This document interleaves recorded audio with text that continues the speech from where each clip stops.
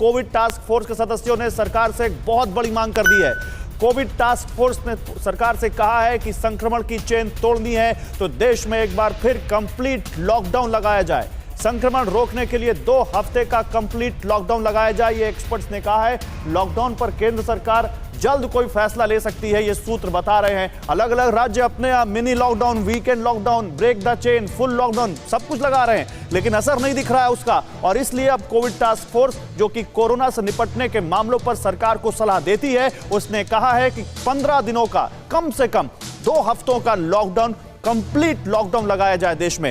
मई के आखिर तक दूसरी लहर की पीक आने की आशंका है, यह कहा है कोविड टास्क फोर्स ने। और कहा कि लॉकडाउन नहीं लगा तो रोज 5 लाख से ज्यादा नए केस आ सकते हैं, जो बहुत बड़ा नंबर होगा। लॉकडाउन से कोरोना संक्रमण पर रोक लगने की उम्मीद है, यह कहा है कोविड टास्क फोर्स ने। और वैक्सीनेशन प्रोसेस को और तेज करने के लिए और रैंप अप करने के लिए उन्होंने कहा है कि जल्दी से जल्दी आप इसको तेज करिए ताकि समय मिलेगा आपको कोरोना से निपटने में। Doctor Anshuman, Covid task force की इस बात से सहमत हैं?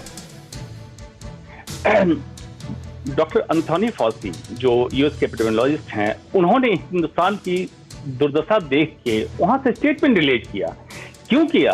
कि उन्होंने देख लिया कि हिंदुस्तान इस काबिल है ही नहीं, जिस तरह से मैनेज कर रहा है नाइट कर्फ्यू, जनता कर्फ्यू या इवनिंग लॉकडाउन, ये मैनेज नहीं हो पाएगा। तो उन्होंने रिकमेंड किया कि आप कंप्लीट लॉकडाउन करो। क्या फायदा होगा कंप्लीट लॉकडाउन से? 3 पर्पस हैं, मिटिगेशन, प्रिपेयर्डनेस एंड टेस्टिंग।